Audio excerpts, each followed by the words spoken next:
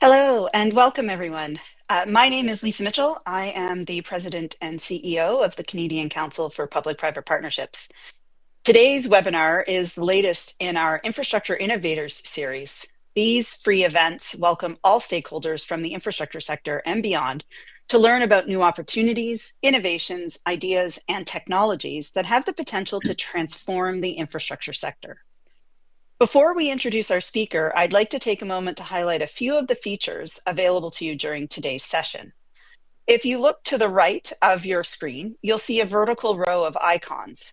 At the top is the messaging icon. Please feel free to use this to greet fellow attendees and engage with the community. Directly below that, you'll find the Q&A icon, represented by a small question mark. Feel free to submit any queries that you may have at any time, and we'll do our best to address them towards the end of our discussion. Beneath the Q&A icon, you'll find the polling feature, which resembles a bar graph. By clicking on this, you can access and respond to our live polling questions that will occur throughout the session.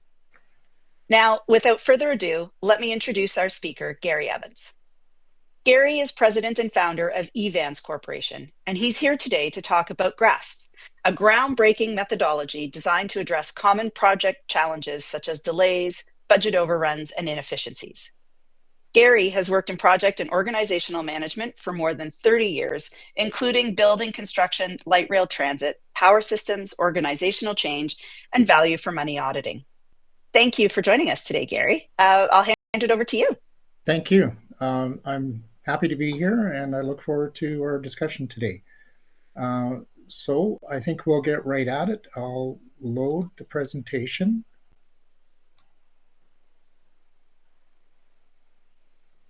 And there we are. So as Lisa said, we'll talk about GR-ASP. GR-ASP stands for Graphical Representation All on the same page. And that's me there, and that's we'll just keep going. So the first thing I'll do is just go over a little bit of an outline of what we'll talk about today. We'll start with an introduction. We'll have a poll, and I'll ask you some questions about how our projects are doing. And then I'll spend some time talking about how we developed GR-ASP and what the genesis of it was. From there, I'll move into some of the nuts and bolts about GR-ASP. We'll talk about the 3 steps. I'll go through some slides that shows how it works. Through the analysis component of GR-ASP, we identify problems that we turn into opportunities, and we call those problem-opportunity pairs. Then I'll spend some time going through 3 examples that we've found of POPs in GR-ASPs. And then at the end, I'll talk about some outcomes. We've done a benefit-cost ratio on using GR-ASP. I'll do another poll, and then at the end of the presentation, we'll open it up for questions. So these are the 3 questions that we'll start with. And if you could just answer them through the question icon on the right-hand side. They all answer yes, no, and did your last project finish on schedule? Did it finish on budget? And did it meet the quality standards that you expected? So go ahead, we'll start with that. So Samar, I can't see them scrolling through, so I'll let you tell me when you think there's enough responses for us to move forward.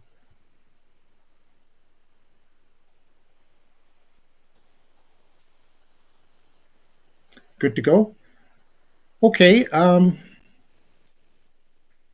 So as some background information, we did some research on what's out there for improvement in terms of projects being on budget. There are 3 main studies that we found. The first one is a fairly large study that was done in 2003 in the UK. It was done on a number of European projects in 20 countries over 5 continents, primarily in the transportation sector, and there are 258 projects. The second study was done by Ernst & Young in 2017, and that was on Canadian infrastructure. And the third study was done in 2017. It was by Infrastructure Ontario on their track record document. So from that, the European study showed that 28% of the projects had a capital cost overrun on 9 out of 10 of them. The Canadian study showed 39% of the projects are over budget. And the Infrastructure Ontario study showed 5% of the projects that were over budget. So the results from today, again, which I can't see, I don't have access to that number, but do we have the poll data, Samar? They should be visible now. Sorry, pardon me, come again? They should be visible now. Okay. When I sit on the Q&A icon, oh, sorry, it's on the polls. My mistake. The response is 69% said no, and 31% said yes. For schedule, for the budget, 37% said yes, and 63% said no. And for the quality standards,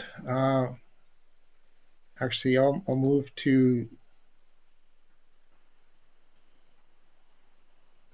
the schedule ones. So the schedule one that we found from research was 8 out of the 10 projects were 20 months behind schedule. Average delay was 12 months on the Ernst & Young study and 30% of Infrastructure Ontario. And we found today on budget, it was 37% yes and 63% no. And then the last one, in terms of quality, unfortunately, there wasn't a lot of information we could find on quality. There were no good data sources, but certainly be interested if somebody in the audience has information on that. I think what happens is people tend not to report on that because it's often bad news. But in terms of quality standards, the poll today, 75% said that they did meet the quality standards and 25% said that they didn't. So the purpose to this poll was to just show that we're not perfect on how we do our projects in terms of both schedule, budget, and quality. There is a problem there, and that's what I really wanted to try and show with these numbers, both from the audience and from the data that we were able to find. So with that background in mind, we'll move on to the genesis of GR-ASP.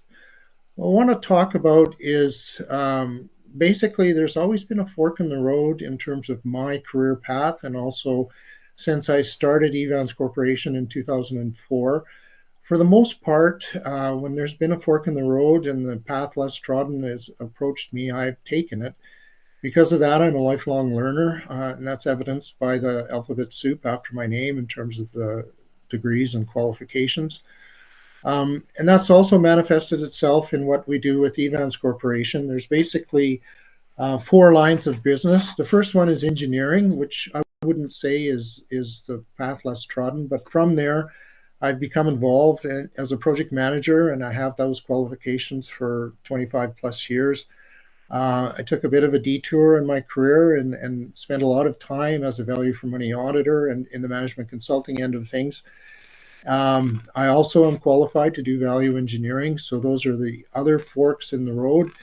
And the most recent one that I would consider a fork in the road is GR-ASP.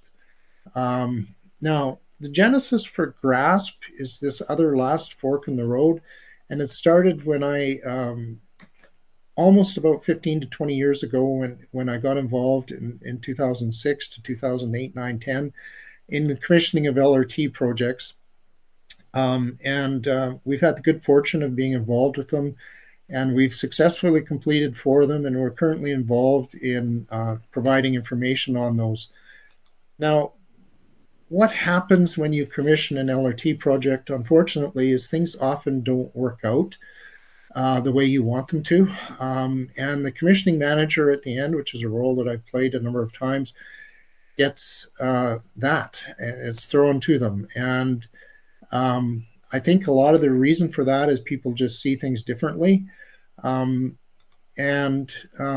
what I've done when that's come to me and I've been responsible for trying to make it work is I basically reverse engineer the project. Now I've done it for my own internal benefit, and I use that information by developing GR-ASPs, and that's basically what I've done. I use it for my benefit, and I find that when I find what those problem areas are, I can push those right buttons and be successful in commissioning the projects. What happened when COVID hit in 2020? Like a number of people, I've suddenly found myself with extra time in the consulting area. And I came to a bit of an epiphany in that GRASP works for me. So why can't it work for other people? So I actively decided that I'll pursue this as another line of business. And I went after the intellectual property. There is a patent pending on GRASP right now, and we have secured the trademark for it. And my hope is that by doing GRASP, it, like the poem implies, it can make all the difference in the world. And I think it can. So what is GRASP and kind of how does it work? As engineers, we always work with a work package. Now, a work package consists of two things. It's both drawings and specifications. The drawings are the pictures that show us how to build it. The specifications are the word. From a legal perspective, it's the words that count. That's why they're always there. But from a practical perspective, the drawings really tell us how to put it together, and that's what most engineers focus on. If you look at the package you get from IKEA, there's no words in it. It's just all drawings, and it always shows you how things come together. In my background, in those paths less taken, I've always thought about this and thought, why don't we have a picture for a project or for the contract? And that's basically what GRASP is. It's the picture that shows you how to put together that contract or that project. So what is it? It's a new methodology, and I go upstream and I use it to improve the project by the delivery of the contract, and it's done end to end. So the formula that I use is this.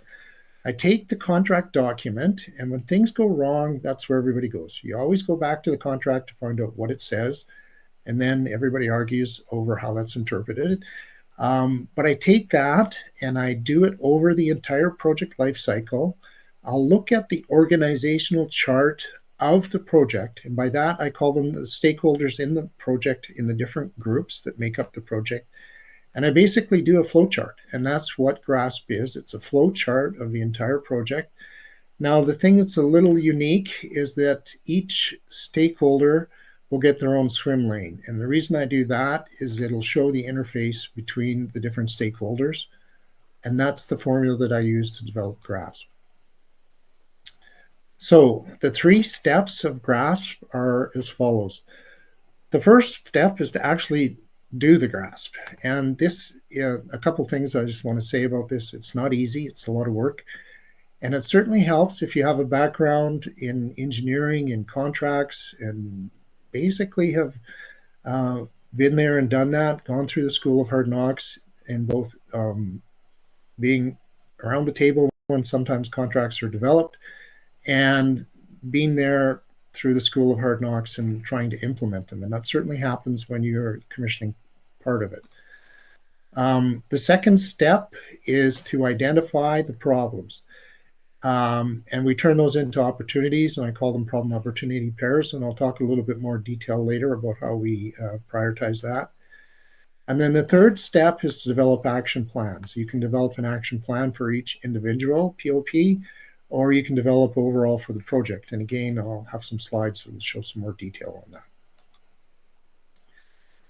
So how does it work? The first step is to draw the picture. And this is basically just a lot of hard work, a lot of reading, a lot of understanding, and putting that all together. So then the second component of that is, once you know how those things fit, is you layer the stakeholders in within their own swim lanes, and that shows you who does what, when, where, and how things get done. From there, you analyze that closely, you look at that, and you identify the problems. And what I want to say is that this viewpoint, or this vision through the flow chart, it shows you things that you didn't see before, and that's basically how you understand the problems. From there, you can analyze the problem and turn it into an opportunity. And the result of that is, once you have all those problem opportunity pairs, is you can save a lot of money through the efficiencies in the project by understanding the teamwork, and it reduces the claims, conflicts, and disputes in the project. So I'll talk a little bit about the problem opportunity pairs. When you do this, you find a lot of them, and I guess when I did that, I thought, well, there's so many of these that I want to find a way of prioritizing them. And I thought about it, and I thought, well, the best way to do is to evaluate them on two scales. This is purely subjective. The first scale is on how easy is it to implement, and the second scale is on what's the impact to the project. And then I would take all those POPs and plot them on two axes, and I would use that to find and prioritize the solutions. So this next graph shows these. The letters correspond to POPs that are in the white paper, which you can find on my website for GR-ASP. And basically, these are real-life examples. What I want to say about the POPs is some of the projects are, there's 3 projects there. I'll talk about that a little bit more later. There's 16 POPs. Some of them are active projects, some of them are not. And I redacted the information there. The concepts are still there in the white paper, but the information is redacted. I didn't feel it was appropriate to show things that gone wrong with either previous projects or existing projects, and they're there. So what I want to say is that the ones in the top left-hand quadrant are basically quick wins. They're no-brainers. They're easy to implement, and they have a large impact on the project. And just do them. It just makes sense. And those 4 that are there are definitely quick wins, and you can look at the white paper for those. And then the ones in the top right-hand corner are what we call critical fixes. The route to get them fixed is often a little bit more circuitous. It's the hard way. But because they have such a large impact on the project, I feel that they're necessary and you should do them. And then the remaining ones, it's up to you to prioritize them, understanding that resources are often limited on projects, and you can certainly decide which ones you want to do first, if at all. So the third step is develop an action plan. So each GR-ASP will find a number of POPs, typically 10 or more.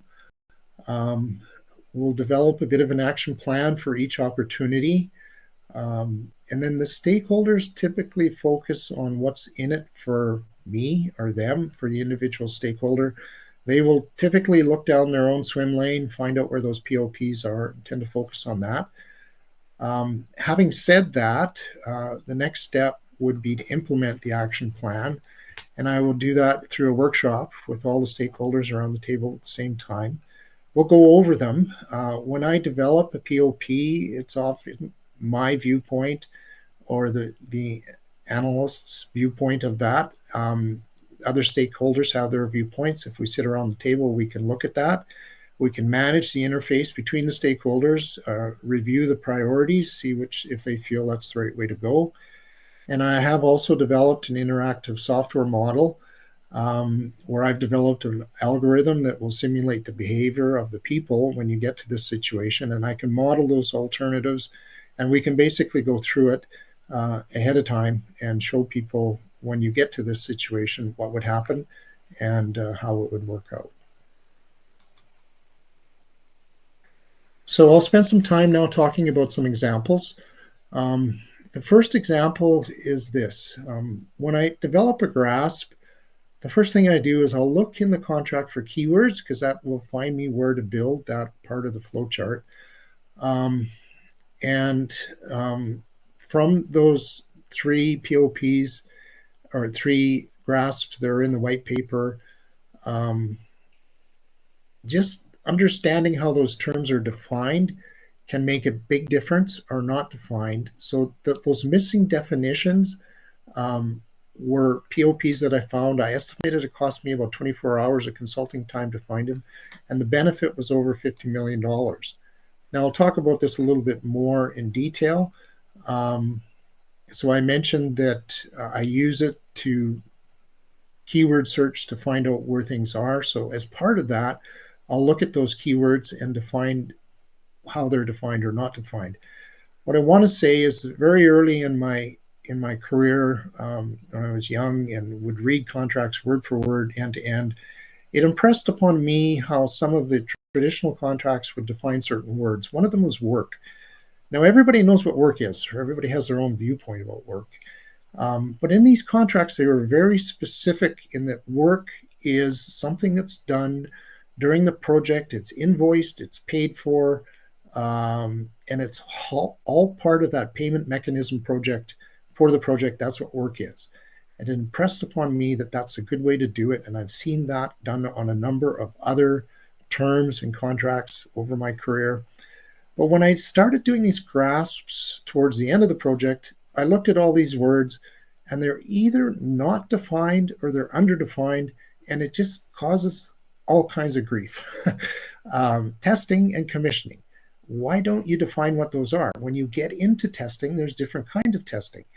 And again, if you look at infrastructure, is pretty simple. The civil engineering part of it, those tests are well defined. But when you get into the systems component of large LRT projects, it's not defined. You get all these terms like a SAT, a SIT, a FAT, all the interface testing, and then all the things that you do at the end to turn over the project. Substantial completion, final completion is now final completion is maybe a little different. It's better defined. Service demonstration, how those all flow together to finish the project, just not there, and it causes all kinds of grief. And if they were defined up front, everybody would understand it, and you wouldn't run into this translation issue that I found. And this slide is one of the best examples that I found that shows about it. On the left is how the customer explained it. They didn't quite document it or explain it right, because the project person understood it and they thought, well, this doesn't really work. So they gave it to the engineers, and of course, engineers, they always find a way to make things work. It might not be eloquent, but that's what it is. And what they really wanted is on the right. So this is a slide that I found that really illustrates this point, and I think if you've been there, you'll understand how this can happen. Now, the second example I want to deal with is the interface between the agency, and that's typically the owner. I use the term agency as a generic. That's the swim lane on the top, which is the green, and the other stakeholders on the project. The middle lane is the independent certifier, which is unique to a P3 project, and the bottom lane is the project co. There's basically 3 points where that interface happens on a project. The first one is the submittal and review process. Now, submittals and reviews, that happens often. That's basically how everything goes back and forth. And then the last 2 are documents for substantial completion, and then the last one is for the independent certifier. I'm not going to talk about the last 2. I'm just going to talk about the first one for the submittal, review, and approval process. So when this comes up, 2 things can happen. So on the agency side, they have to approve the submittal to keep it going through the project. Now, this is what can happen. They just don't have the people or the resources to do the due diligence, or under the circumstance of the project, it doesn't happen. They will often have a third party doing it for them. It can be consultants, it can be an owner's engineer. Now, they have the agency's best interests in mind, don't get me wrong, that's what they're there for, but they often have different motivations. And what can happen is that the agency can never approve it. It's never right. This is just a frank term that I've seen, where they hold project co-ransom. They keep saying, you need to do this, you need to do this, you need to do this. And it never gets completely done because it's never approved, it never gets moved on, and it causes a lot of delays in the project. So some of the possible solutions for this POP is just increased awareness of the roles and responsibility of the different stakeholders, and understand how you need to keep the process flowing. What happens is Project Co will try to respond to these requests. Sometimes they don't, they get frustrated. Sometimes they don't know the answer, and that's hard to say you don't know. And when it gets to a point where they have to move on, there's often clauses in the contract where Project Co will evoke, I'll proceed at risk, it's on me, I'll move forward. Now, what I don't understand is that in other more traditional contracts, towards the end of a project, there is a process in place that works. And it's basically the substantial completion process where you get good enough to move to the next stage. And you know there's things that aren't right. So you get a substantial completion. There's often 95%. Everybody agrees we're there. We can move on. There will be a holdback, and there will be a list of deficiencies that you need to clean up, and you move on. And you're not quite there, but you move on. I don't understand why that process can't be used in some of these P3s through the submittal process. And then another solution is basically we can model and simulate the behavior so people know in advance this is going to come up, how they'll act, and they can get rid of those behavioral roadblocks in advance and move forward.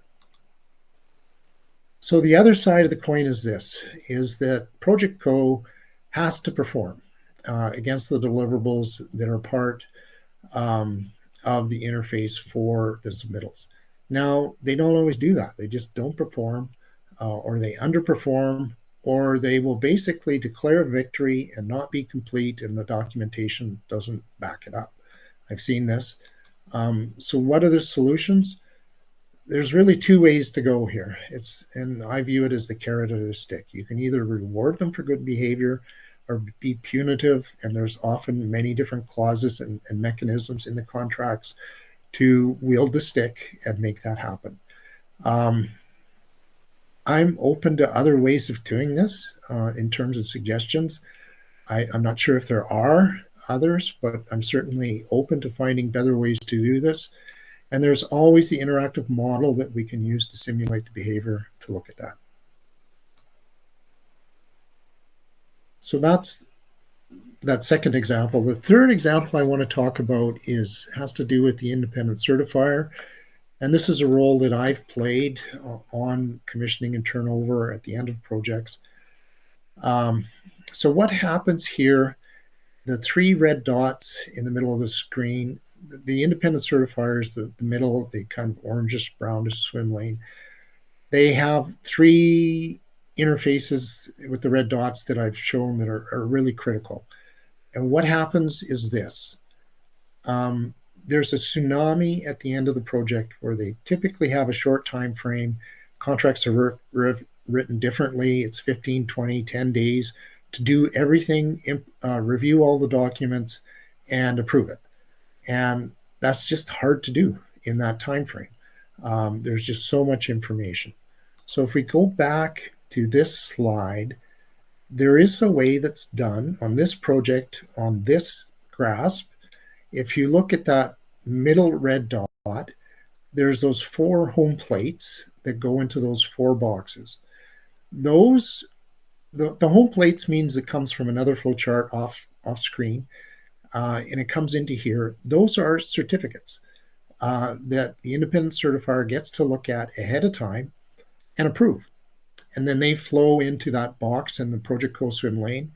And then below that are 2 other big boxes that have 8 and 13 other deliverables that Project Co has to do. Those are delivered up. Those are the tsunami that comes at the end that has to be approved. So my question is this, those individual smaller certificates, in this case, they were used for environmental things, for specific components of the infrastructure. They were also used for early handover, which often happens to another third party that's part of the contract, but isn't necessarily part of the agency. And there's safety, and there's other ones. So my question is this, why can't you do that for other things? Now, you maybe can't do it for all of them, but you can avoid the total tsunami and divide it into smaller components and make it easier to get through that approval process at the end. So that's basically that example. What I wanted to say about the examples is that I've shown you 3. There's 16 on the projects that I did the grasps on. It's all available in the white paper. Like I said, this, by the way, this was not easy to write. It's probably not easy for you to read, but the information is there. It's redacted, and hopefully the concepts for each of those POPs are there. When I did the grasps, 2 of the 3 were focusing on the end of the project, which is commissioning. But I did go upstream into other components of the project that impacted commissioning. Well, what I'm trying to say is that the footprint of the grasp was not the entire project. There are a lot of other POPs that could be mined through a comprehensive grasp end to end. And the other project that is in the white paper that's a grasp, it's a pseudo procurement process. It's not pure procurement. It's kind of seed capital for innovation to bridge the gap between research and development and basically a business case in an academic environment. But that one is end to end, and there's a lot of POPs there. But I just wanted to put that out there that you can, I'll talk about that a little bit later, but you can use it for a lot of different applications and different projects. Basically, GRASP can be used for all the individual engineering, procurement, delivery methods, from the traditional, getting into design build, construction management, P3s, and there's new methodologies that are available now. It's best to do it with all the stakeholders, but if you want to focus on an individual stakeholder, you can. You can do it for components of the project or the whole project. Again, the larger the scope, I feel the better it is. It's best to do it for the entire project life cycle. It could also be used for business contracts. There's more benefit the more complex the contract is, and that usually comes with money. So it's best to use on the large billion-dollar projects, which 2 of the 3 of the GRASP in the white paper are. But money usually leads to complexity, and that's complexity is where GRASP is at its best. So it saves money. It's just that simple.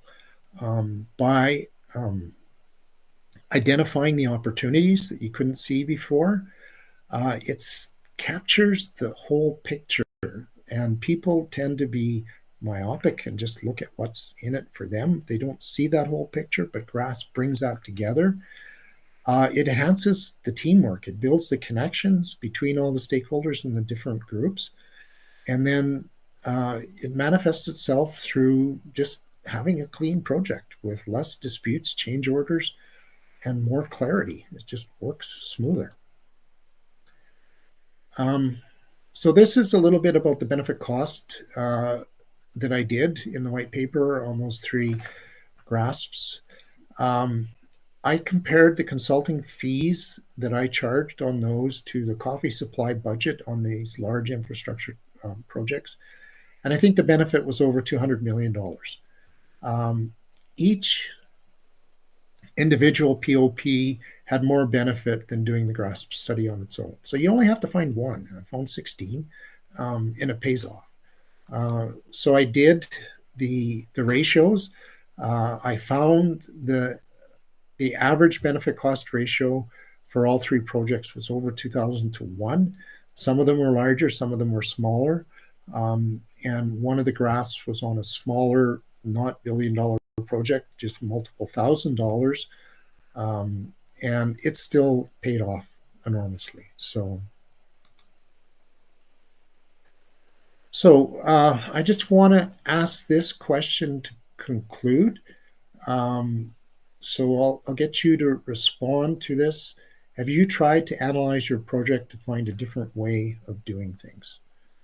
So we'll give it a minute, and please put in your response. So the result, or 70% said yes, they have done that. and 30% have said no. So what I wanted to say is this, that actually I've got another, we swayed the votes to 63-37, yes, no. But Einstein said insanity is doing the same thing over and over again and expecting the different results. And I guess I've taken the road less traveled, gone down this route to analyze these projects this way as part of what I did when I tried to apply for the patent for this. Believe me, I've spent many thousands of dollars and many hours of my time doing searches, which you have to do when you apply for a patent. And there's nobody out there that does anything like this. So I just wanted to throw that out there. I don't think that a lot of people really look at the project. And I don't mean project controls like being on budget, on schedule. I mean looking at the actual project from a system perspective overall. So that concludes my presentation. I'll open the floor for questions. I certainly welcome the opportunity to work with people in a team environment, and I think we can help you with this. And as I said, my goal is to make a difference by applying GR-ASP to projects.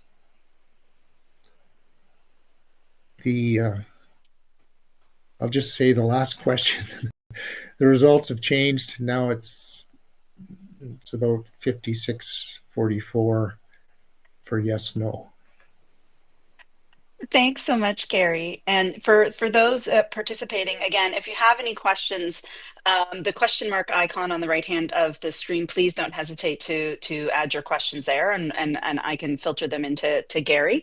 But I guess, I mean, look, it's really interesting, Gary, and I'm a visual learner, so anything that can kind of plot things out in a visual way is I really take to that kind of stuff. But I'm wondering, from your perspective, was there a specific moment in time that this came to you? Did this develop as an idea over time? And you talked a little bit about sort of the genesis, but I'm just kind of curious, how this all came about. How'd you get the idea? Well, I guess it goes back to my background and the things that I've done, which is quite unique that other people who are start out as engineers, I get it, some people get MBAs and they work into the management role. But I really spent a large component of my career looking at businesses, how they work, how they merge together, value for money, and understanding that process. And then when I got to being commissioning manager and I get to that point where things don't work, it just became natural for me to do that. So that was a bit of an evolution over a number of years. But the real epiphany came is when I was sitting down and had time with COVID to understand that, okay, and also I'm aware of what's happening in the rail transit industry in Canada and the commissioning and of a number of projects. And the ones that I was involved in worked. And I did this. And then I'm seeing a bunch of other ones that are stalled and not working and having all kinds of problems. And I don't want to name names, but I think people that are familiar with that industry know that. And I thought, well, okay, I had a key leadership role in these projects. The things that I did made a difference. Why was that? And it was through what I did with GR-ASP. And that's really when it happened. I sat back and thought about it and applied it and thought, okay, this works. Why can't it work for other people? So maybe we can do this together. And that's when I started going after it because I saw the idea as something that worked. Yeah. I know you spoke a bit about sort of not wanting, you have worked on some live projects, but putting things in the white paper that are redacted just to sort of preserve the the confidentiality of those projects, which I respect. But there is a question here just about is it possible to show an actual live project? I'm wondering, in the absence of maybe being able to do that, could you maybe talk a little bit more about what what actually appears, because you talked a bit about sort of the layers and the responsibilities and the money savings, but in those boxes that we see, can you talk about the types of things that you might see in those boxes in that visual graph that you've got? So is the question to describe some of the other PLPs? Because I can do that. Well, I think they're looking for a bit of clarity in terms of, I think, trying to make the connections to the empty boxes and what might actually be in that box in the absence of a live project being in there. So you've talked a bit about the POPs. So what would the contents look like in those boxes on that graph? Okay, so let's talk about what Project Co has to deliver.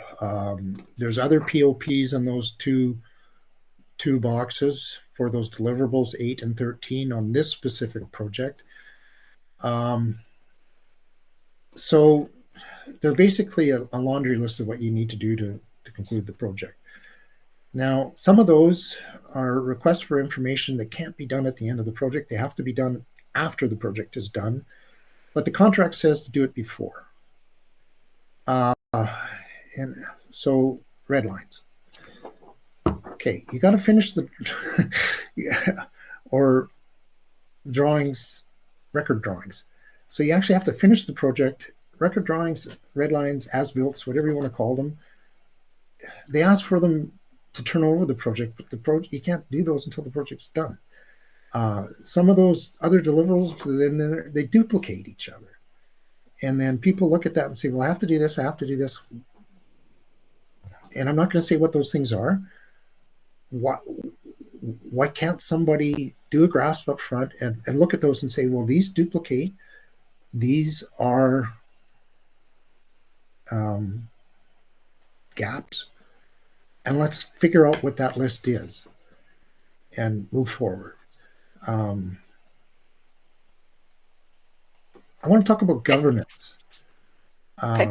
So I look at governance on the projects because you get to the end of the project and you'll have a number of committees or meetings that talk about how you escalate those issues and how they get resolved. And there's always a project committee. It's often called the works committee that happens.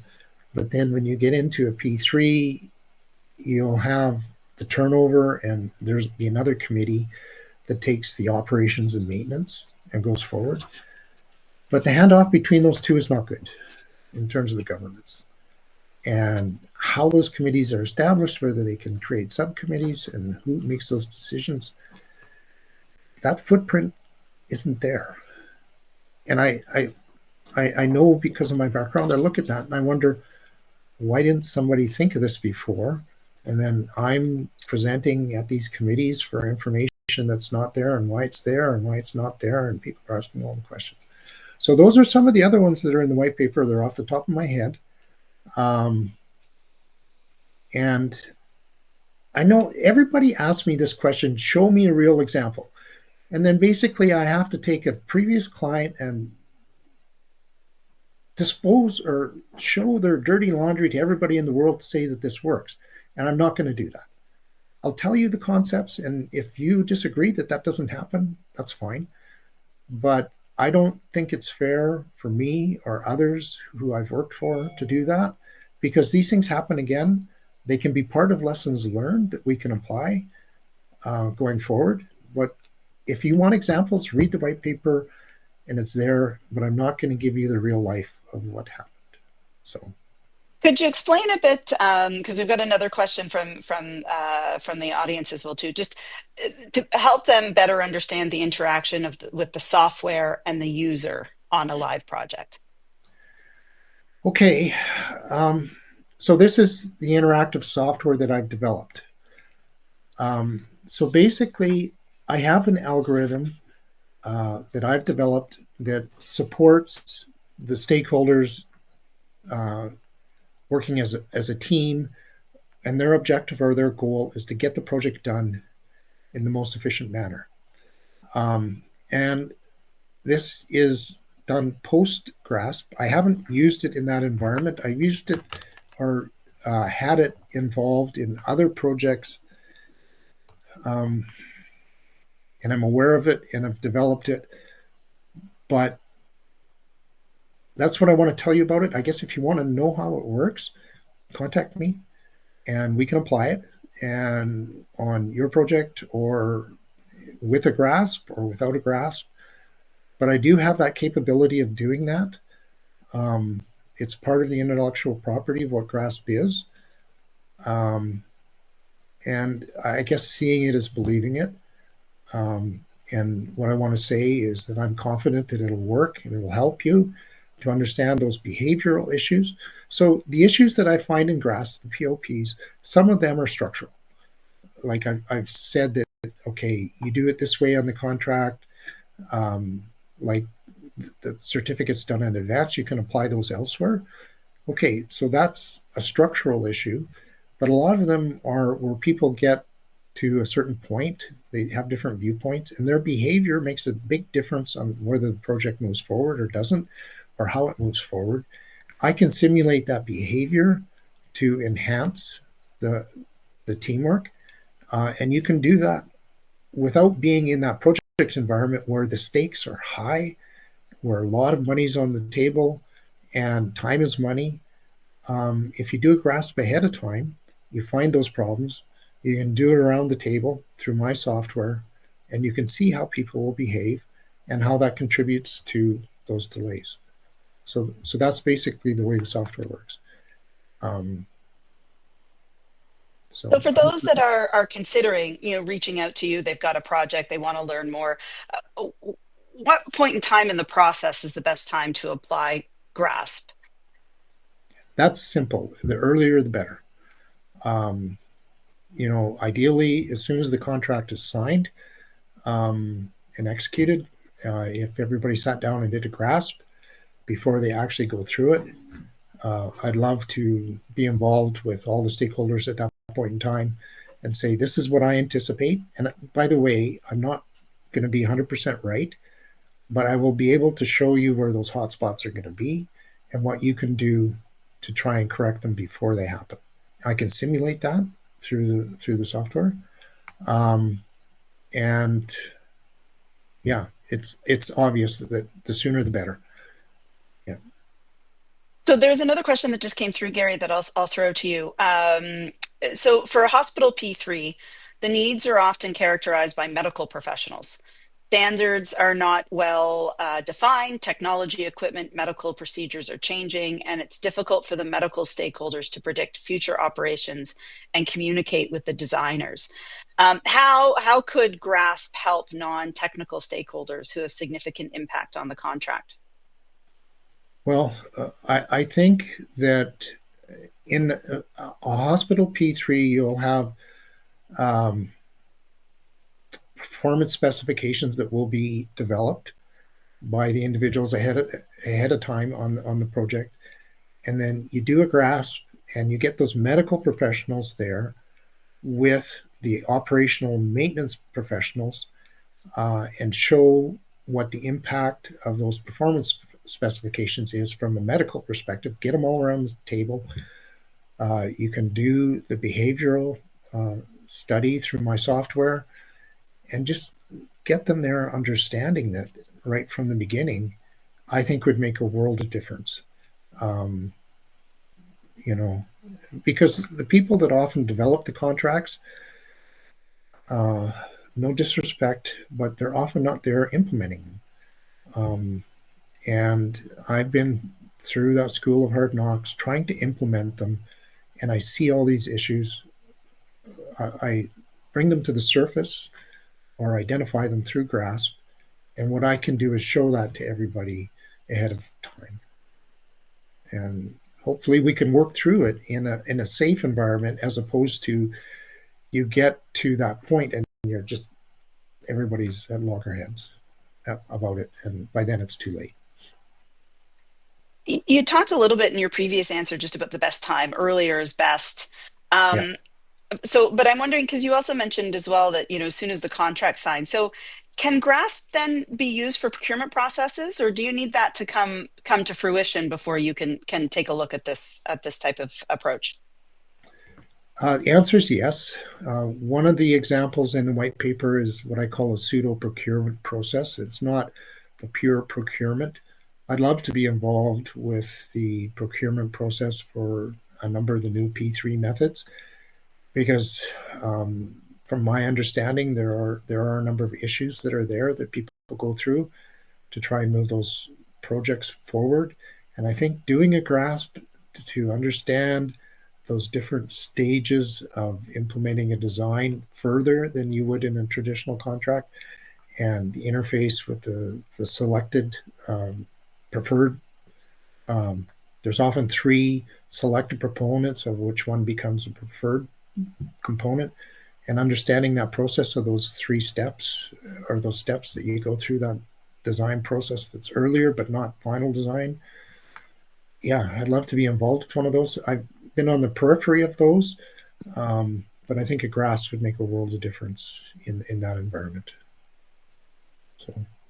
You touched on it a bit as well too, just in terms of the POPs, and you talked a bit about governance as well too. Are there some other problems or POPs, to use your term, that you've identified along the way that would be valuable for the audience to hear about? Okay, let me think. I'll just look at some notes here. So there's approvals.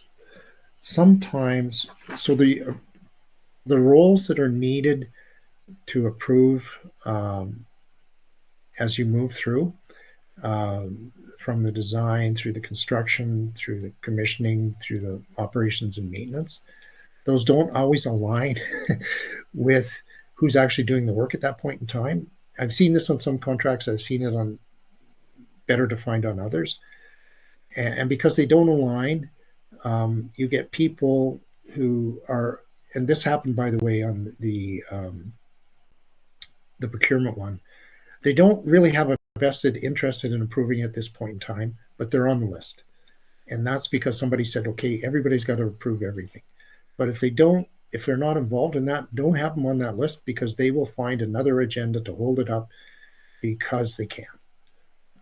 So that's just a process issue. Don't have them there. The maintenance guy doesn't necessarily have to be involved in every component of the design unless it's related to maintenance.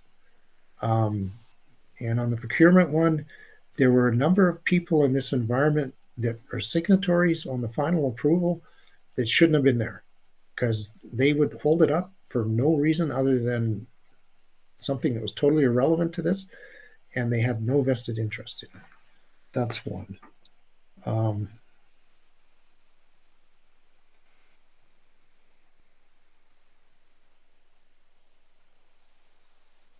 Databases is another one. I'm just looking through my notes here. They're not defined in terms of how and who does what for a database, either on the whole project side. Now, the whole project side is usually better, but when it comes to commissioning and testing, you have to have a database to manage those records. That's not always there. And it's simple. What usually happens, that some of this is said in the white paper, people are pragmatic. They know I can't deal with this without doing a database. They put a database in place. Other projects I've seen where the database isn't there, they'll make it up. Each group will have their own database. They won't match. So that's just simple. Define that up front so that everybody's using the same database. There's one source of truth, and away you go. But that's not hardwired into the contract, and it should be. So those are some other ones.